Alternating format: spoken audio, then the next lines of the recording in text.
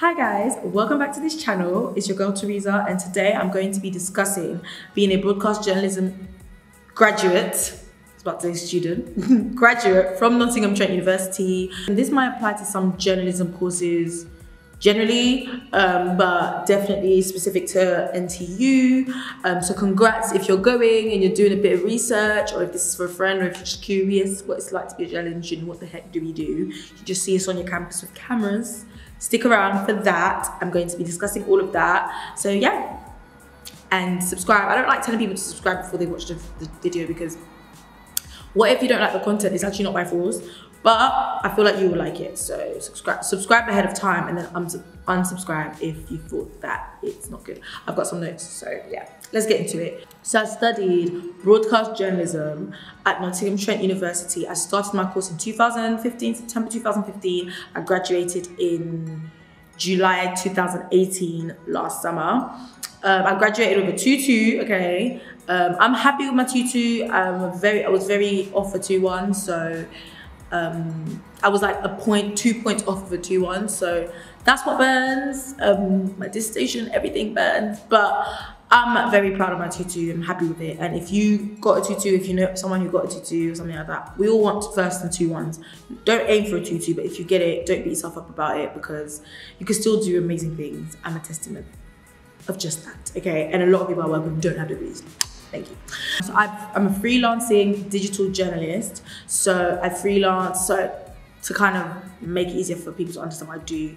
I co-presented a documentary at BBC Stories about skin bleaching, done a report with BBC Afrique's business show, Cache Co, because I'm bilingual, I speak French, as a reporter. So that was like me producing / reporting, I guess. Researcher as well. I edit social media content for One Extra podcasts online, and I also use my editing skills and researching, production skills, and just collect money everywhere from different independent companies, not just journalism companies, if that makes sense. So that's what I do for a living. I do have access to the BBC, which is like the pinnacle of journalism in the UK, I guess. I have a BBC email, I have a BBC lanyard, and I work a lot with them. Most of my freelance work and most of my money is from them.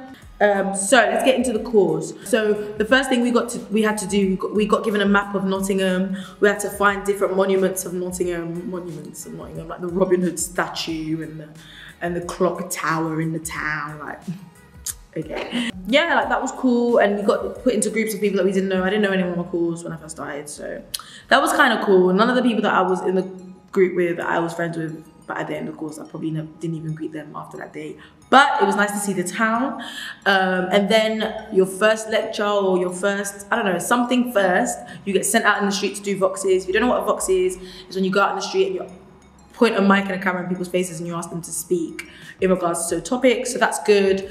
So we do a variety of modules like sociological, psychological, like media law, media being a war, that's not a module, but that's covered in certain things, like being a war journalist or stuff like that. You get to understand certain things like that even in first year, so I'm looking at my notes.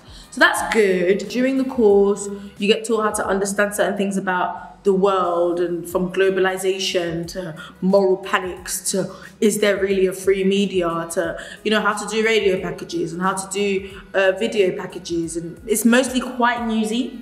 You start using the studios and the facilities in second year more hands-on. This course is really good for people who have zero experience with cameras and editing softwares and stuff like that, which by the end of first year I wasn't coming lectures, because some stuff I already knew. I had experience shooting, I had experience editing and stuff. It enhanced my skills, but as far as like some of the lectures, I was just like, okay, this I know. But anyway, so yeah, and when I was there, we used Premiere Pro to edit. And we get Canon cameras and also big studio VR, something there, cameras to go out and do work to shoot with, which is completely unnecessary, in my opinion. Just give me your DSLR and let me be on my way. In comparison to some of my friends at uni, like my friends who did architecture and stuff, I feel like it was a very slow start. And then when it got to the end of first year and we had a bunch of assignments, it was like, I'm not used to this chaos. Whereas my friends who like studied maths or chemistry or law, it's like 2 weeks into first year, they've got a 2,000 word essay, and it just gets them in the motion of things. But I think it's up to you and how you work. For me, sometimes it's best to throw me in the deep end. You can't give me nothing to do or very little to do and then give me a lot out of nowhere. I'll drown. That's exactly what happened. In first year, it's a lot of essays. By the end of the course, it's a lot more practical and you have to do the odd essay. But in first year, it's a lot of essay because, yeah, it just is. Second year was just horrible for me mentally. Once I communicated with my lecturers and with some people on my course how I've been feeling and what I've been dealing with, they facilitated things for me and they gave me extra time. I don't think I got extensions in second year at all. No, I didn't. But they were like really kind, helped me out. And I would say definitely one thing that I did in second year that I didn't do in first year is make the most of the 3 hours that your lecturers get, make the most of the time that they get to speak to you and the office hours, and ask them. And don't, if you're shy to ask questions about the essay question or about the assignment, then go during the office hours and ask them by themselves to pick that question apart and ask them what they're looking for in the answer, because they're going to be marking it. That's the thing about uni. It's not just some question, some person far away in a village in Yestershire that's going to mark it like in GCSE and A-levels. No, no, no. It's the same person that's doing lectures to you. It's the same person that's giving you the lectures. Same person that you're greeting every day. That's the same person that is going to mark your essay, which can be a little problematic if they don't like you, if they're a bit prejudiced. But I trust that they are not. I did that, and I did that on my women in sports essay, and I got a first. It's the only first I got on the course, so I'm really proud of the first. But yeah, and he was really nice, lovely, and he helped me out. He wasn't my mate or anything, but he just answered all my questions and he helped me out. So do that. To be honest with you, third year was okay. They ask you how you are, and you just have to say that you're fine when you're not really fine, but you just can't get into it because they would never understand. Third year, to me, it just felt like you just had to be organised. I don't feel like it was too much. Second year felt like a lot. Felt like a lot to me. But third year, but then again, I was dealing with some health issues anyway. But third year felt like you just have to be organised and stay on top of things. I love Nottingham. I love Nottingham. I miss Nottingham. Nottingham was literally the perfect place for me to go and go from being a young, naive college student to being a postgraduate and to flourish into womanhood and debt, you know? So Nottingham was amazing. It's big enough but small enough. Even if you get a house in second year or first year that is outside the city centre, everything's pretty well connected, you know, you know, you can have an application on your phone and download a bus pass and you can get a bus in and out. There's trams, there's everything. So I love Nottingham. And obviously there's the University of Nottingham, so it's a very student hub and it was amazing. In first year I lived on Gill Street, which is on campus. In second year I lived on Fisher Street, which is by the Asda's. And in third year I lived in city centre again, but it was by Aldi, so it's NG3. So yeah, it was lovely. I love Nottingham. It's a great town. People are so nice and it's quite diverse. And I think I have to mention that if you're coming from a diverse background, going into certain unis that are not diverse, you're gonna have to deal with it, because at the end of the day, the way the world is, yeah, you're just gonna have to get used to not being around your people all the time. But I know it's not always the best experience. I didn't ever feel alone. Yes, we were minorities on the course. When I say we, I mean me and my squad. Big up the squad, them. But I didn't. It's so mad how we all like the minority girls like, let's be friends. But I didn't feel alone. I didn't ever feel, and even when I was in the space with just white people, like I didn't really care because I knew that I wasn't alone, if that makes sense. You guys probably seen the scandal of the boy that got charged with racial something because of a girl that I actually am acquainted with, because I covered that story during a news day, okay? And yeah, people say ignorant stuff everywhere you go. I wouldn't say Nottingham is like a racist university. There was a couple of people that said ignorant stuff in Nottingham, in the football team, and stuff I've seen in the news, stuff I've seen on Twitter. But there was also a lot of kind, lovely people who'd never met a black person in their life, and they were still nice, and they weren't ignorant, and they were just lovely. Okay, so I want to say that it's far from a racist uni, and I would say that you won't feel that way, and make the most of any if you feel alone, make the most of resources. I joined the church, I was about to say CRC, that's my London church, Heart Church and Trent Side Fellowship, as well as GBC. Loved loved all of them. They were so lovely and great to make friends with. And there's so many things in different clubs, from cheerleading to pole dancing. Is that a thing now? I'm sure it was before. Learning a new language, that's one of my regrets. From being at uni is not learning.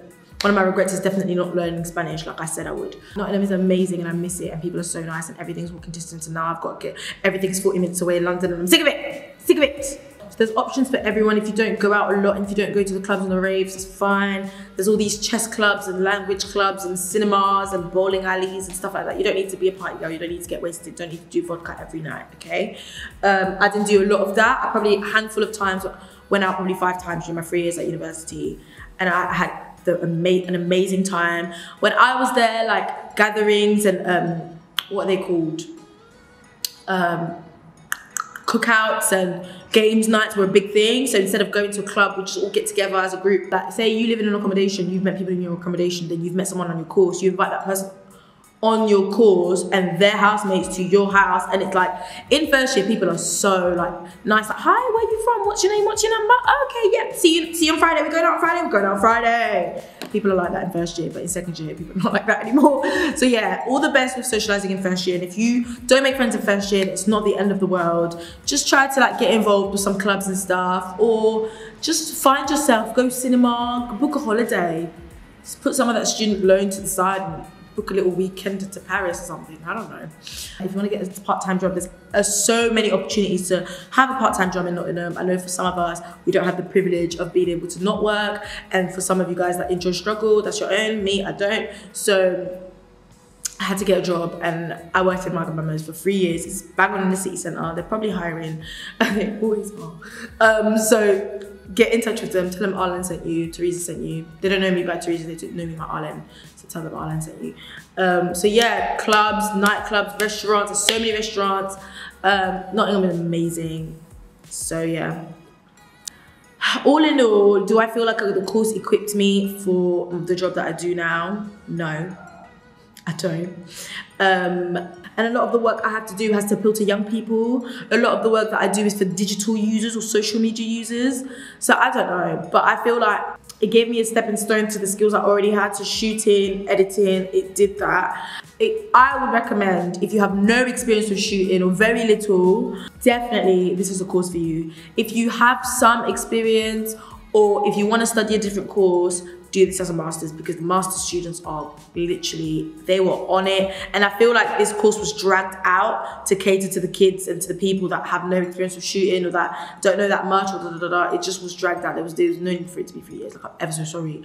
And I'm not gonna lie, this is really how I feel. Like, no cap, it was no need for it to be 3 years. But yeah, it definitely helped me understand certain things, I guess, you know.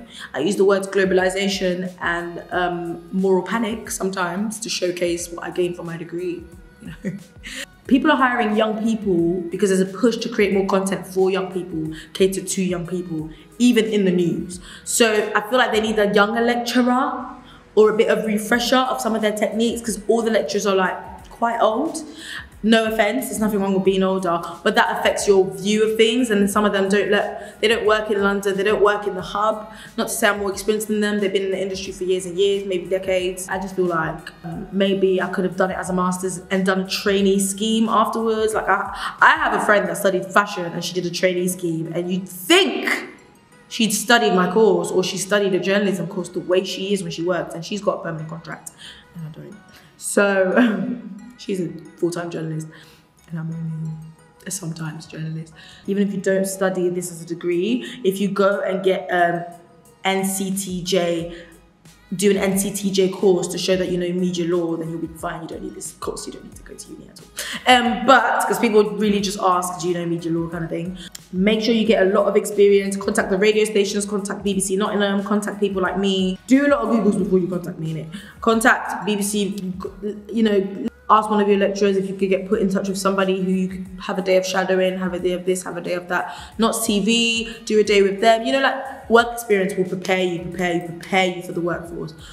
Because this industry is so like on your feet, busy, doing it. Thank you guys so much for watching. And wherever you're going, whatever you're going to study, just remember you are not defined by your grades. You are so much more than that. Please though, if you're committing to this course, do your best, take care of yourself and take care of your health, because you cannot do any of this if you're not healthy. And that's something that I learned the very hard way. And just know that you are enough and you're capable. You're capable. You're capable, babes. You're capable. You're capable. You're gonna make so many friends. You're gonna have such a good time. You're gonna find yourself. You're gonna discover yourself. You're gonna live in an amazing city, surrounded by amazing people and an amazing energy, and so many, a wide variety of amazing restaurants that taste so good that I spent more money on. So make the most of it. Live your best life. Okay? Thank you. Good evening.